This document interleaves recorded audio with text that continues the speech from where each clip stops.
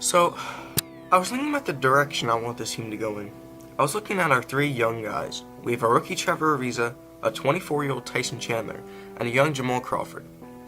As I was thinking about Ariza, I remembered in real life he's on the Rockets, and I thought about how he was incorporated into the Rockets system. The system is a star guard in James Harden, surrounded by a bunch of shooters and a few defenders. I thought, hey, Jamal could fit that role. Being one of the best ball handlers of all time, I changed Jay Cross over into a point guard. I looked to see what I can get for Stephon Marbury, since we didn't need him anymore. I wound up turning him and the Raptors pick into young future All-Stars Kyle Korver and Andre Iguodala. Then managed to trade Allen Houston, who in real life retired after this season, into 28-year-old Raja Bell. So far, we're rolling out with a lineup of Jamal Crawford, Andre Iguodala, Kyle Korver, Tim Thomas, who I turned to a power forward, and Tyson Chandler, with a second unit of Penny Hardaway, Raja Bell, Trevor Ariza, Kurt Thomas, and Mike Sweetney. Team's looking good if you ask me. And so for this game, we're going up against the Philadelphia 76ers, led by a prime Allen Iverson and Chris Webber. Now, they also have a new sixth man, Stephon Marbury, who they traded to us for Kyle Korver and Andre Iguodala. Now, if you ask me, since we're building for the future, I think we won the trade personally.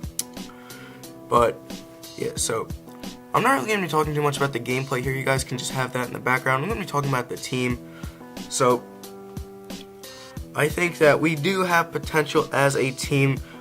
Like I said, we're modeled after the current Houston Rockets in the early 2000s 76ers in the way that we have our star guard who will be ball dominant with a bunch of shooters and defenders around him. Now, the reason why I traded away that Raptors pick is because we were getting two young all-stars in return. The only real player that I would have targeted in the draft was Chris Paul, but since we're going in the direction that we are going in with being around Jamal Crawford with a bunch of nice role players, Chris Paul wouldn't really fit that, so we would have to kind of go a different route when I feel like we're better off doing this. Now, we're not going to be aiming for any superstars in free agency these next couple of seasons, as we're still a young team and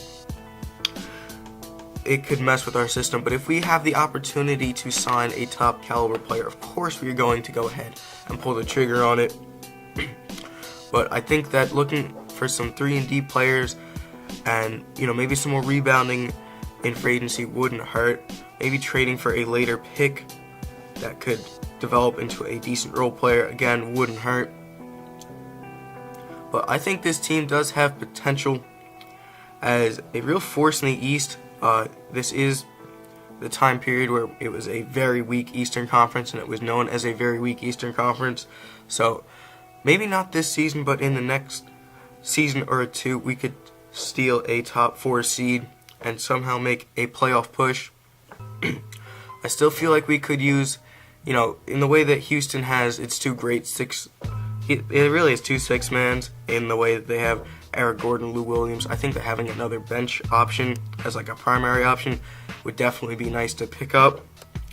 But who knows when we can find that. And that's really just about all I have to say. We do wind up losing this game up against the 76ers. It was back and forth. We had the lead in the beginning, and then we just kind of blew it. And we weren't able to hold on.